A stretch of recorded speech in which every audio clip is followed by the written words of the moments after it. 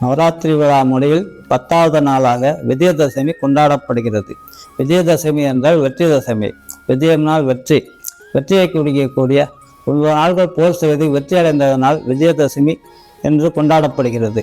விஜயதசமி எந்த காரியத்திலும் தொடங்கணும்னா விஜயதசமியில் தொடங்கலாம். விஜயதசமியில் உலகம் அமைதி அடையணும், நாட்டில் நல்ல மழை பெய்ய வேண்டும், மக்கள் சந்தோஷமாக ஒற்றுமையாக இருக்க வேண்டும், எல்லா வளமும் பெற்று வாழ வேண்டும் என்று பிரார்த்தனை செய்து கொண்டால் சகல காரியம் வெற்றியடையும். பொதுப்படையாக எந்த வேண்டுதலையும் நிவர்த்தி செய்து நிறைவேற்றி தரக்கூடிய வல்லமை ஆதிபராசக்திக்கு உண்டு. 10வது நாள் விஜயதசமி அன்று ஆதிபராசக்தியை வணங்க வேண்டும். விஜயதசமி அன்று புதிய தொழில் தொடங்க மிகுந்த லாபத்தை கொடுக்கும்.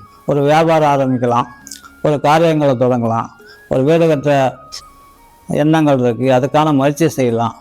பதிப்பக துறையிலே புத்தக துறையிலே வெற்றிகரமாக வரலாம். ஒரு ஸ்டேஷனரி வியாபாரம் செய்கிறாங்க, அதெல்லாம் நல்ல லாபம் அடையலாம். இப்படி எல்லா வகையிலும் மிகுந்த லாபத்தை அடையலாம். ஆதிபராசக்திக்கு விஜயதசமி அன்னைக்கு இனிப்பு நைவேத்தியம் சர்க்கரை பொங்கல் வைத்து பூஜிப்பது மிக சிறப்பு. மல்லிகை, முல்லை, செவ்வரளி, வெள்ளரளி அனைத்து சாமந்தை தவிர எல்லா மலர்களாலும் பூஜிக்கலாம்.